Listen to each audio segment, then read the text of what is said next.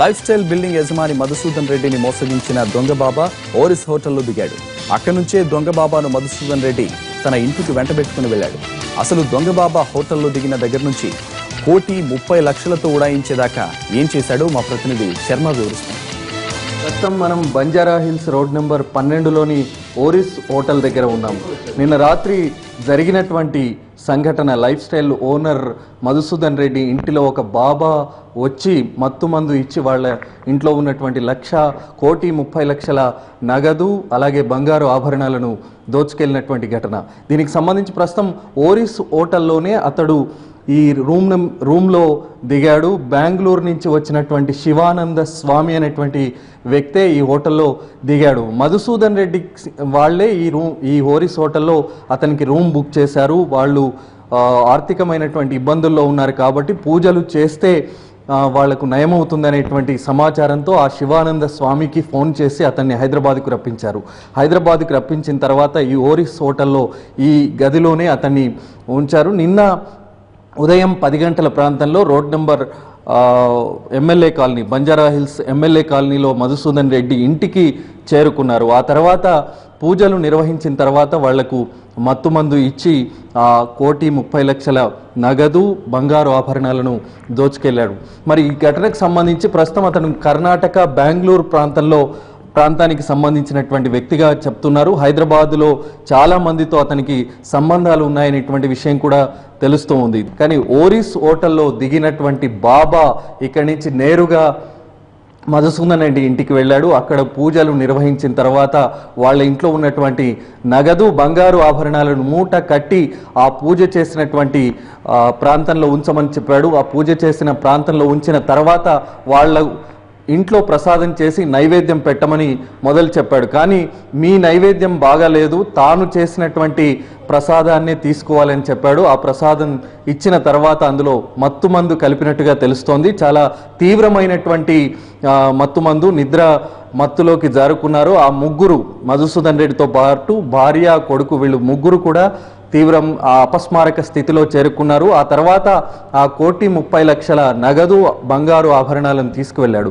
ఆ తర్వాత వాళ్ళ బంధువు ఒకరు, సమీప బంధువు ఒకరు ఎంతసేపటికి మధుసూదన్ రెడ్డి ఫోన్ తీయకపోవడంతో ఇంటికి వచ్చారు. వీళ్ళు ముగ్గురు కూడా అపస్మారక స్థితిలో చేరుకోవడంతో సమీపంలో ఉన్నటువంటి ఆసుపత్రికి తరలించారు. ప్రస్తుతం ఎంక్వైరీ మొదలు పెట్టాయి. అయితే బాబాకు హైదరాబాద్లో చాలా మందితో సంబంధాలు ఉన్నాయనేటువంటి తెలుస్తోంది. అతను ఫోన్ నెంబర్ ఏంటి, అతడు వివరాలు ఏంటి అనేటువంటి కోణంలో ప్రస్తుతం దర్యాప్తు సాగిస్తున్నారు. మరి ఇవాళ లేదంటే రేపు కానీ అతన్ని అదుపులోకి తీసుకునేటువంటి అవకాశం మనకు కనిపిస్తోంది.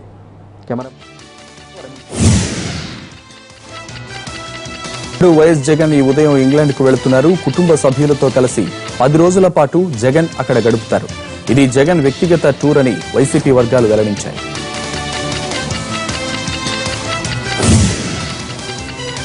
జమ్మూ కాశ్మీర్లో తీవ్రవాదులు దాడులకు దిగారు. 10 నిమిషాల వ్యవధిలో 2 సార్లు గ్రెనేడ్లతో దాడులకు పాల్పడ్డారు. పోలీసులే లక్ష్యంగా ఓ పోలీస్ స్టేషన్ పై గ్రెనేడ్ విసిరారు. మరోచోట పోలీస్ చెక్ పోస్ట్ పై గ్రెనేడ్తో దాడి చేశారు. గ్రెనేడ్ స్టేషన్ బయటే పేలిపోవడంతో భారీ ప్రమాదం తప్పింది. చెక్ పోస్ట్ ప్రాంతంలో 2 సామాన్యులకు గాయాలయ్యాయి.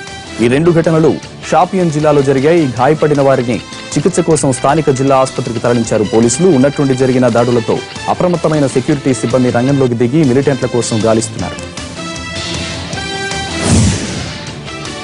వారణాసిలోని ఓ ఇంట్లో సిలిండర్ పేలింది. ఆ ఇంటిలోంచి పెద్ద ఎత్తున మంటలు ఎగిసిపడ్డాయి. దట్టంగా పొగలు అలుముకున్నాయి. దాంతో స్థానికులు భయాందోళనకు గురయ్యారు. సమాచారం అందుకున్న ఫైర్ సిబ్బంది హుటాహుటిన అక్కడికి చేరుకుని మంటలను అదుపులోకి తెచ్చారు. పశువులపై దాడి చేస్తున్నాయని 50 వీధి కుక్కలకు గ్రామస్తులే మత్తుమందు ఇచ్చి సజీవ దహనం చేశారు. తమిళనాడుకి 50 కిలోమీటర్ల దూరంలోని మేల్ మరవత్తూరు గ్రామంలో ఈ ఘటన చోటు చేసుకుంది.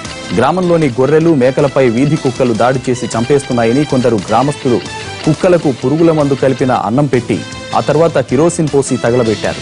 ఇలా ఇప్పటి వరకు 50 వీధి కుక్కలను నిర్దాక్షిణ్యంగా చంపేశారు. ఈ విషయంపై ఓ గ్రామస్తుడు అశ్వత్ అనే ఓ సోషల్ యాక్టివిస్ట్ కు సమాచారం అందించాడు. ఆయన వెంటనే పోలీసులకు ఫిర్యాదు చేశాడు. రంగంలోకి దిగిన ఖాకీలు 4 గ్రామస్తులను అదుపులోకి తీసుకున్నారు. దేశవ్యాప్తంగా కూరగాయల ధరలు కొండెక్కాయి. మార్కెట్లోకి జేబు నిండా డబ్బు పెట్టుకెళ్తే సంచి నిండటం లేదు. టమోటా ధర వినియోగదారులకు చుక్కలు చూపిస్తోంది. కేజీ 80 రూపాయలకు పైగానే ఉంది. ఉల్లి, బెండ, ఆలు ఇలా ఏ కూరగాయ తీసుకున్నా జేబులు ఖాళీ అవ్వాల్సిందే. డిమాండ్ తగ్గట్టు కూరగాయలు మార్కెట్లో ఉండటం లేదు.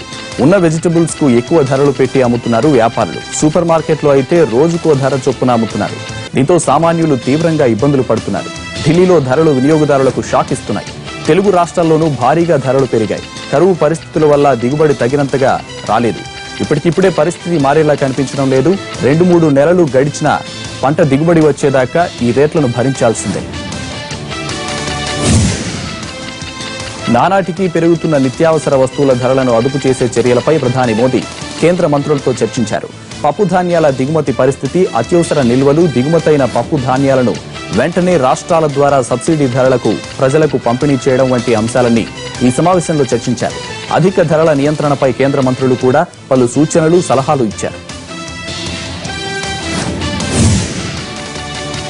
అమెరికా అధ్యక్ష ఎన్నికల రేసులో డెమోక్రటిక్ అభ్యర్థిత్వం కోసం జరిగిన చివరి ప్రైమరీ పోటీలో హిల్లరీ క్లింటన్ ఘన విజయం సాధించారు. వాషింగ్టన్ డీసీ ప్రైమరీకి జరిగిన ఎన్నికల్లో ఆమె 78.9% ఓట్లు, శాండర్స్ 21.1% ఓట్లు సాధించారు. అమెరికా అధ్యక్ష ఎన్నికల్లో రిపబ్లికన్ల తరపున బరిలోకి దిగుతున్న డొనాల్డ్ ట్రంప్ అధ్యక్షుడు ఒబామాపై విమర్శలు గుప్పించారు. ఒబామాను నాసిరకం అధ్యక్షుడిగా అభివర్ణించిన ట్రంప్ ఒర్లాండో మారణ హోమానికి పాల్పడ్డ మతీన్ కన్నా తనపైనే ఒబామాకు ఎక్కువ కోపం ఉందని చెప్పాడు.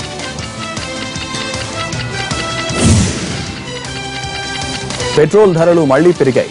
పెట్రోల్పై లీటర్కు 5 పైసలు చొప్పున పెరగ్గా డీజిల్పై లీటర్కు ₹26 పెరిగింది. ప్రస్తుతం సవరించిన ధరలు అర్ధరాత్రి నుంచి అమల్లోకి వచ్చాయి. ప్రతి నెల 1, 15 తేదీల్లో పెట్రోల్ ధరలను సమీక్షిస్తున్నాయి ఆయిల్ కంపెనీలు. ధరలను సవరించడంలో భాగంగా ప్రస్తుతం మరోసారి ధరలు పెరిగాయి.